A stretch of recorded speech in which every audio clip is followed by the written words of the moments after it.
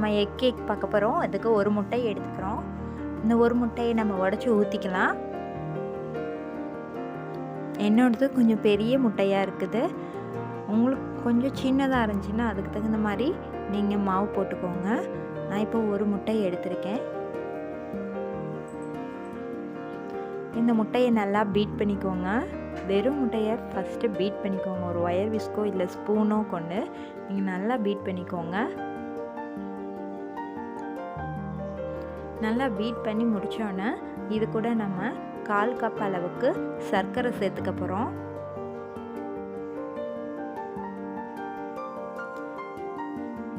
Cup அளவுக்கு சர்க்கரை இதில் சேர்த்துக்கிட்டோம். இதை மறுபடியும் நம்ம சர்க்கரை கரையிற அளவுக்கு நல்லா விஸ்க் பண்ணிக்கோங்க. நல்லா கலக்கி விடுங்க.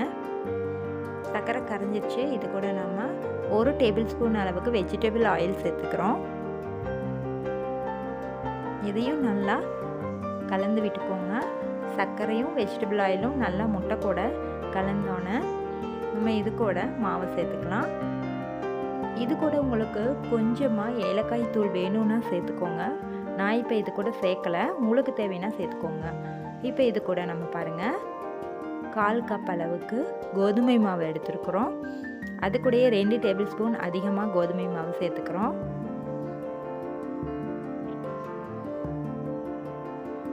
இது கூட 1/2 டீஸ்பூன் அளவுக்கு பேக்கிங் பவுடர் சேர்த்துக்கிறோம்.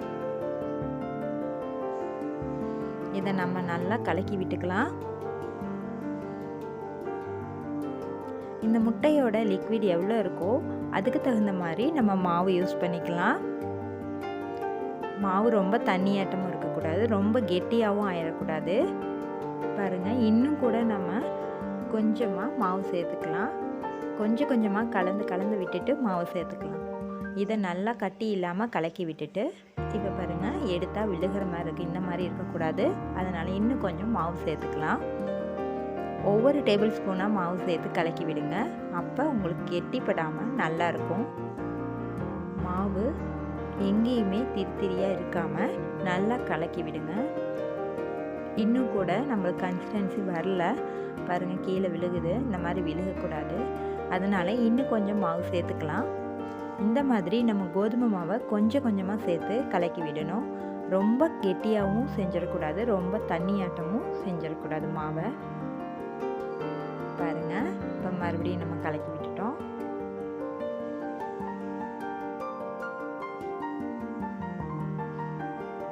உங்களோட முட்டை சின்னதாக இருக்குது அப்படின்னா உங்களுக்கு மாவு இதையோட கம்மியாக தான் பிடிக்கும். அதனால் நீங்கள் எப்போவுமே 1/4 கப் கரெக்டாக போட்டுட்டு அதுக்கப்புறமா ஒவ்வொரு டேபிள் ஸ்பூனாக எக்ஸ்டெண்ட் பண்ணிகிட்டே வாங்க மாவை.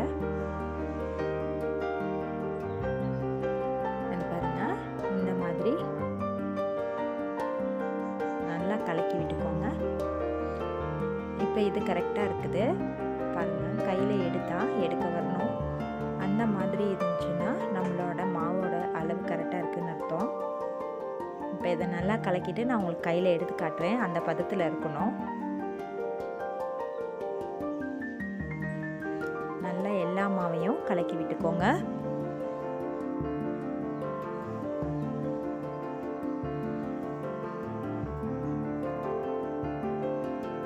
பாருங்க, இந்த மாதிரி இருக்கணும்.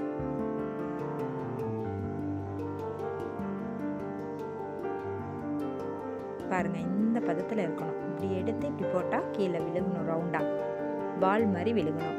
இப்போ நம்ம கையில் எண்ணெய் தடவிக்கலாம், கொஞ்சமாக ஒட்டாமல் இருக்கிறதுக்காக. இந்த மாவு பாருங்கள், ஒரு 5 நிமிஷம் வச்சுருந்தா இந்த மாதிரி ஆயிரும். ஒரு 5 நிமிஷம் இந்த மாவு அப்படியே ரெஸ்ட்டில் விடுங்க. விட்டதுக்கு அப்புறமா நம்ம கையில் கொஞ்சமாக எண்ணெய் தடவிட்டு கடாயில் எண்ணெய் காய வச்சுக்கலாம். எண்ணெய் நல்லா ஹை ஸ்பீடில் வச்சு காய வச்சுட்டு அதுக்கப்புறமா லோ ஃப்ளேமில் வச்சுக்கோங்க. அப்போ தான் இது நம்மளுக்கு தீயாமல் மொறுன்னு கிடைக்கும். பாருங்கள், கையில் எண்ணெய் தடவிருக்கேன். இப்போ இந்த பால்ஸ் நம்ம கையிலேயே எடுத்து போடுறோம். இந்த மாவை எடுத்து கையில் இந்த மாதிரி உருட்டுற அளவுக்கு இந்த மாவு பதம் இருக்கணும். இப்போ இதில் இந்த மாதிரி போடணும். கையிலேயே ப்ரெஸ் பண்ணி விடுங்க அந்த பெருவிரலால். பாருங்கள், இந்த மாதிரி போடுங்க. இப்போ நான் லோ ஃப்ளேமில் வச்சுருக்கேன் அடுப்பை. அப்போ தான் வந்து மேலே வந்து கிறிஸ்பியாக கிடைக்கும், உள்ளே வந்து நல்லா கேக்காக நல்லாயிருக்கும். அப்படி இல்லைன்னா ரொம்ப ஃப்ளேம் அதிகமாக வச்சிட்டிங்க அப்படின்னா உங்களோட கேக் ரொம்ப தீஞ்சு போயிடும். அதோட டேஸ்ட் வந்து அவ்வளோவா நல்லா இருக்காது, உள்ளேயும் வெந்திருக்காது, வெளியே மட்டும் நல்லா ப்ரௌனாக கருப்பாக மாறிடும். இப்போ நான் லோ ஃப்ளேமில் வச்சுட்டு இந்த மாதிரி எல்லா பக்கமும் போடுறேன்.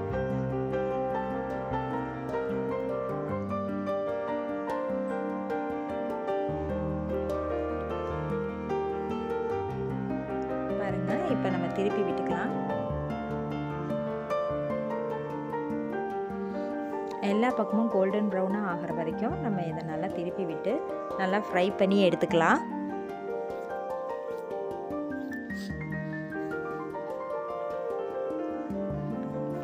நல்லா ஃப்ரை ஆகுது.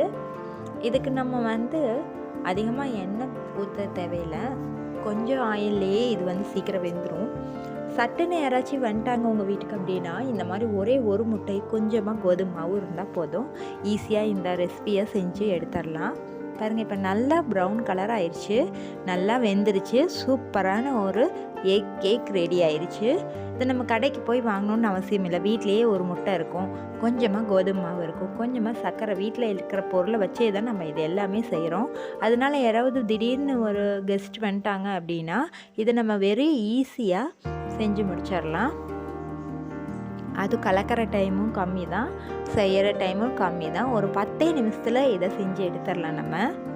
பாருங்கள், இதை நல்லா எண்ணெயை வடிய விட்டுட்டு அப்புறமா எடுத்துக்கலாம். இதில் கூட நம்மளுக்கு ஒரு முட்டையில் நிறையா கிடைக்கிது. பாருங்கள், இது வந்து நான் ஒரே ஒரு தடவை போட்டு எடுத்தது, இன்னும் இதே அளவுக்கு மாவு இருக்குது, அதை நான் அப்புறமா செஞ்சுக்கிறேன். உங்களுக்கு காமிக்கிறதுக்காக ஒரு தடவை மட்டும் போட்டு வச்சுருக்கேன். பாருங்கள், இதிலே எத்தனை கிடச்சிருக்குது நம்மளுக்கு. இது ரொம்ப ரொம்ப மொறுமொறுன்னு கிறிஸ்பியாகவும் இருக்கும், உள்ளுக்குள்ளே சாஃப்டாக கேக் மாதிரியும் இருக்கும். இந்த எக் கேக் நீங்களும் உங்கள் வீட்டில் ட்ரை பண்ணி பாருங்கள், ரொம்பவே டேஸ்டியாக இருக்கும். இதை நான் உடச்சி காட்டுற பாருங்கள் எவ்வளோ டேஸ்டியாக இருக்கும்னு. பாருங்கள் எவ்வளோ கிறிஸ்பியாக இருக்கும்னு பாருங்கள். இதை பாருங்கள், ரொம்ப சூடாக இருக்குது, பிடிக்க முடியல. பாருங்கள், ரொம்ப சூடாக இருக்குது. உள்ளே பாருங்கள் எவ்வளோ சாஃப்டாக இருக்குன்னு. ஆனால் மாவு நல்லா வெந்திருக்குது, வெளியே ரொம்ப ரொம்ப கிறிஸ்பியாக இருக்குதுங்க. உள்ளே மாவோட ஸ்ட்ரக்சர் பாருங்கள், ரொம்ப ரொம்ப சாஃப்டாக இருக்குது, பார்த்தாவே தெரியும். உங்களுக்காக தான் நான் இப்போ காமிக்கிறேன். வெளிப்பக்கம் பாருங்கள் ரொம்ப ரொம்ப கிறிஸ்பியாக இருக்கும், மொரன்னு இருக்குது பாருங்கள், ரொம்ப கிறிஸ்பியாக இருக்கும். நீங்களும் உங்கள் வீட்டில் இதை ட்ரை பண்ணி பாருங்கள், உங்கள் குழந்தைங்களுக்கு செஞ்சு கொடுங்க. ரெசிபி எப்படி இருந்துச்சுன்னு கமெண்ட் பாக்ஸில் சொல்லுங்கள்.